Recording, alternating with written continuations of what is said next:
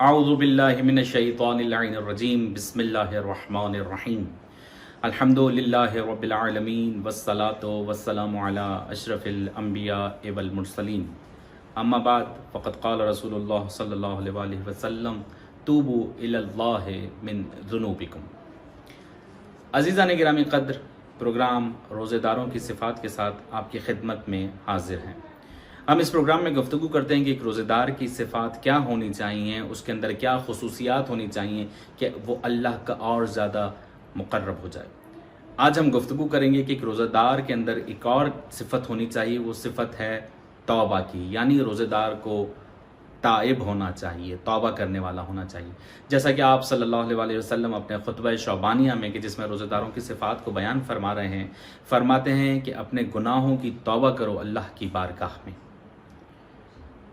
یعنی انسان کسی بھی حوالے سے شیطان کے شر سے محفوظ نہیں ہے، کیونکہ اس نے قسم کھا رکھی ہے کہ بنی نوع آدم کو ہمیشہ اذیت دیتا رہے گا اور اسے راہ راست سے ہٹاتا رہے گا۔ عزیزان گرامی قدر، ایک دفعہ شیطان حضرت یحییٰ علیہ السلام کے پاس انسانی جسم لے کر آتا ہے اور کہتا ہے کہ میں آپ کو نصیحت کرنے کے لیے آیا ہوں۔ حضرت یحییٰ علیہ السلام فرماتے ہیں کہ مجھے تمہاری نصیحت کی کوئی ضرورت نہیں ہے، صرف مجھے یہ بتاؤ کہ تم نے انسانوں کے ساتھ کیا کیا یا تم انسانوں کے بارے میں کیا کہتے ہو۔ شیطان کہتا ہے کہ انسانوں کے 3 گروہ ہیں۔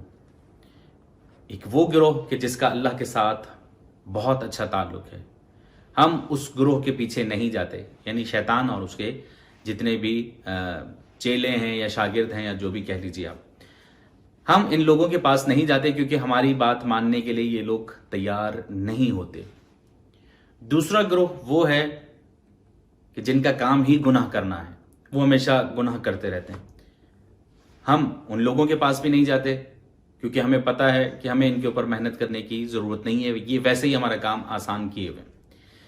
ایک گروہ وہ ہے جن سے خطا سرزد ہو جاتی ہے، گناہ ہو جاتا ہے، لیکن وہ رو کے گڑ گڑا کر توبہ کر لیتے ہیں، اور یہی وہ گروہ ہے کہ جس کی وجہ سے پورے شیاطین پریشان ہیں۔ عزیزان گرامی قدر، توجہ کیجئے کہ جب انسان اللہ کی طرف رجوع کرتا ہے، اپنی نمازوں میں آنسو بہاتا ہے اللہ کے حضور اور وہ اپنے گناہوں سے معافی چاہتا ہے، تو شیطان فریادیں کرتا ہے، شیطان روتا ہے، شیطان گڑ گڑاتا ہے۔ اسی طرح ایک اور روایت ہے، ایک حکایت ہے کہ ایک شخص جب نماز پڑھنے جا رہا تھا تو وہ راہ چلتے ہوئے کیچڑ میں گر گیا، اور صبح کی فجر کی نماز کا وقت تھا، اندھیرا تھا، شاید اس نے نہیں دیکھا۔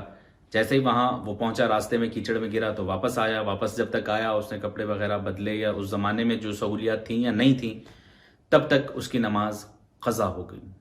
اس کے بعد اس نے شدید گریہ کیا۔ آگے چل کے اس حکایت کے الفاظ ہیں کہ جب ایک مرتبہ پھر وہ فجر کی نماز کے لیے جانے لگا اور کچھ آگے بڑھا تو کسی مقام پر پھر کیچڑ تھا، اسے کسی نے روک دیا، کہا کہ رک جاؤ، آگے کیچڑ ہے۔ کہا تم کون ہو اور اس اندھیرے میں میری مدد کرنے کے لیے کیوں آئے ہو؟ کہا کہ میں شیطان ہوں۔ کہا تم شیطان ہو تو پھر مجھے کیوں بچا رہے ہو؟ اگر میں بچ گیا یہاں سے تو میں سیدھا اللہ کی عبادت کے لیے چلا جاؤں گا اور اللہ کی نماز پڑھوں گا، جبکہ تم نے اللہ سے وعدہ کیا ہے کہ میں آدم کی اولاد کو نہیں چھوڑوں گا۔ شیطان کہتا ہے کہ جب میں نے آخری دفعہ تمہیں دھکا دیا تھا، تم نے اتنا گریہ کیا کہ اللہ تم سے راضی ہو گیا، تب سے میں خود پریشان ہوں کہ تمہیں کسی طرح مسجد میں پہنچا دوں تاکہ تم اس طرح کا گریہ نہ کرو۔ تو عزیزان گرامی قدر، انسان جب توبہ کرتا ہے اور پھر اللہ کے حضور میں گڑ گڑا کر معافی مانگتا ہے تو اللہ اس سے راضی ہو جاتا ہے۔ عزیزان گرامی قدر، اس طرح بہت سی باتیں ہیں کہ جب انسان توبہ کرتا ہے۔ ایک دفعہ امام جعفر صادق علیہ السلام سے کسی نے سوال کیا کہ توبہ کے بارے میں، تو امام فرماتے ہیں کہ جب انسان توبہ کرتا ہے، معافی مانگتا ہے اللہ سے، تو اللہ تعالیٰ اس کو معاف کر دیتا ہے۔ وضاحت پوچھی وہ کیسے؟ اللہ پرانے گناہ کیسے معاف کرے گا؟ تو روایت کے الفاظ ہیں کہ امام صادق علیہ السلام فرماتے ہیں کہ اللہ تعالیٰ نے جو 2 فرشتے تمہارے کندھوں پر رکھے ہوئے ہیں، اللہ تعالیٰ ان سے وہ جو یادداشت جو لکھی ہوئی تھی وہ محو کر دیتا ہے۔ بالکل اسی طرح انسان کے اعضاء و جوارح سے خطاب ہوتا ہے کہ جب روز محشر آنا تو اس کی کسی برائی، کسی خطا کا اقرار نہیں کرنا، کیونکہ میرے اس بندے نے مجھ سے معافی مانگ لی ہے۔